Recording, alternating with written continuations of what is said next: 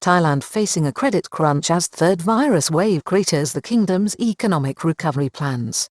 Liquidity in the banking system decreased by 70% from May 2020 to March 2021, with the latest figures from the first quarter of this year showing that while overall bank deposits are up slightly, there are indications of a change in direction as economic analysts note corporate firms are using up bank deposits to pay for overheads and costs with lower incomes due to the ongoing contraction of the economy. This also coincides with a current account deficit for the kingdom in the first 3 months of 2021 of $6.1 billion or 191.11 billion baht amid rising capital outflows.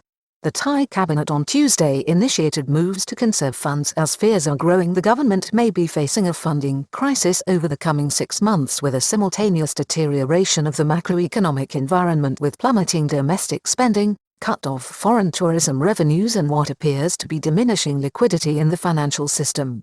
The Thai cabinet on Tuesday agreed to a range of measures which will effectively freeze programs set up last year and funded by the government's special 1 trillion baht loan facility. It is a move which hints clearly the government may be facing a tightening financial situation driven by a deterioration in the economic outlook caused by a still worsening third virus wave of COVID-19.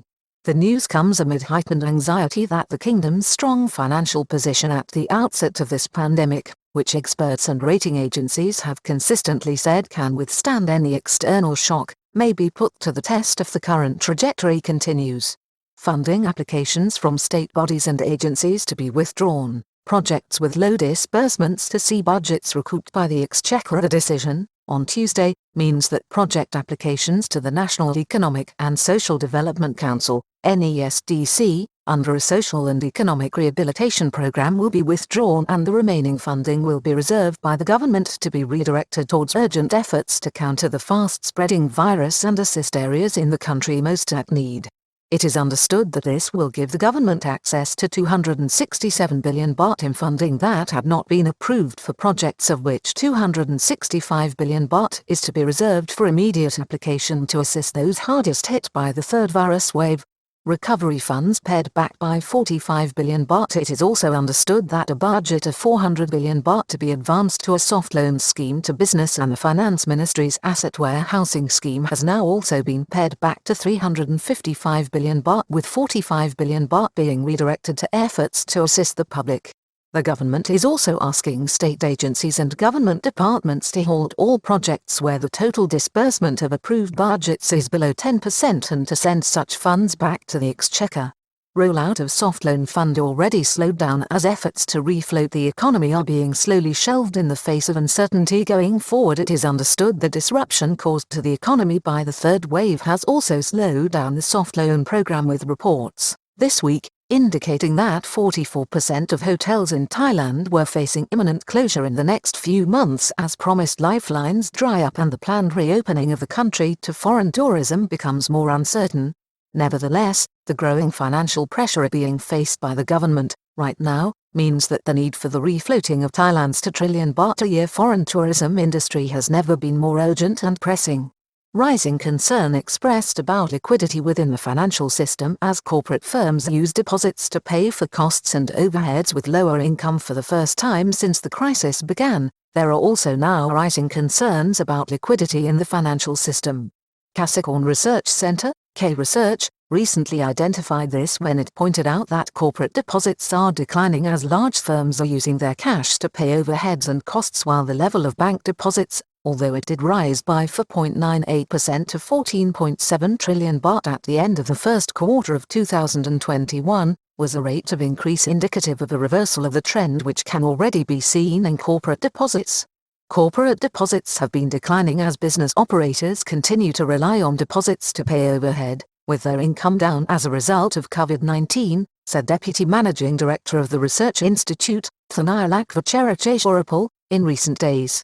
The financial analyst explained that bank lending overall in 2021 has been dampened by the uncertainty and lack of clarity created by the third wave which erupted in the second quarter, even as the first quarter of 2021 already showed a 1% contraction of GDP. Fears of a lockdown in Bangkok if the outbreak is not contained as the disease hits the most marginalized. There are currently fears that despite the government's best efforts, it may be forced into implementing a full lockdown of Bangkok as the crisis there is still worsening. The spread of the disease in Bangkok is being fanned by the infection of concentrated populations living in close proximity as the disease has now taken hold among the less well-off in the metropolis. The bad news is coming as government tax revenues have fallen significantly by 4.9% in the first quarter of 2021, followed by a sharp 31.1% in the second quarter. Government may face a credit crunch in the third quarter, but on a wider scale. There may also be an impending lack of liquidity in the financial system. The fear that is dawning on some observers, right now, is that not only will the government be facing a credit crunch or financial crisis, but that also the wider financial system may find itself short of liquidity sometime during 2021. Thailand's debt, as announced by the Finance Ministry at the end of February, was 53.3% of GDP, which in itself showed that public debt has risen from 43% at the outset of this crisis. This left the kingdom with a budget deficit of 521 billion baht in March, with a legal limit as prescribed by the law of 720 billion baht. Government may have to breach the borrowing limit. Economic forecasters are surmising that the government will need to raise extra funds in the period from July to September 2021, which is the end of the fiscal year. It certainly explains why the government is acting to conserve unspent funds and budgets at this point. This could also have political implications if the government attempts to breach its borrowing limit of 60% of GDP. Outside of this, the macroeconomic picture for the government is also deteriorating with a darker outlook.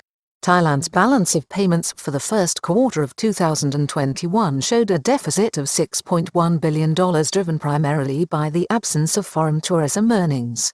Liquidity decreased by over 70% since May 2020 as government borrowing requirement looks set to surge with sharp drops in revenue and need for supports. One economic forecaster has shown that large capital outflows from the kingdom have begun, which is already impacting liquidity in the financial system.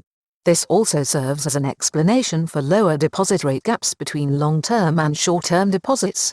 In May 2020, the financial system had excess liquidity of up to 823 billion baht, which had fallen to 243 billion baht by the end of March 2021, even before the third wave crisis erupted.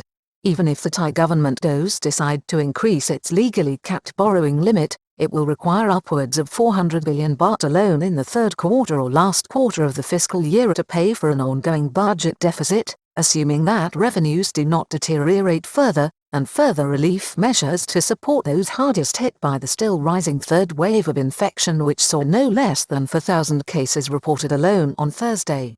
This spells a credit crunch within the financial system unless there are strong capital inflows and a boost to the government's finances. Soft loan program and asset warehousing plan may be easy pickings and could be dismembered. One source, perhaps easy pickings for a government in need, may be the slow dismembering of the soft loan package earmarked for SMEs and the corporate sector, where 250 billion baht is still apportioned. Banks are already reported to be slow at rolling out the program due to the economic uncertainty. Another target may be the asset warehousing scheme, which would have a devastating impact on plans to re-establish and refloat the foreign tourism industry and thousands of firms currently in a state of distress, nearly all of who lost all their reserves and are currently being left with their tails to the wind. Hence the basis for reports that so many are right now facing imminent closure. Only bright spot is a strong export performance. It may not be enough to produce the hard cash needed. The only positive for the government, at this time, is a pickup in exports from the kingdom, but this will not be enough to address the liquidity crisis that may be unfolding or to offset the damage being caused by what is expected to be a severe drop in domestic spending and the continued absence of foreign tourism income, costing Thailand 166 billion baht a month in lost revenue. The government, perhaps quite rightly, is focusing presently on the need to fight the virus outbreak and alleviate the impact on the poor, but beyond that, it may have to prioritize the vaccination campaign at all costs to stabilize the situation and possibly manage the reopening of the kingdom to foreign tourism and its critical inward flow of funds.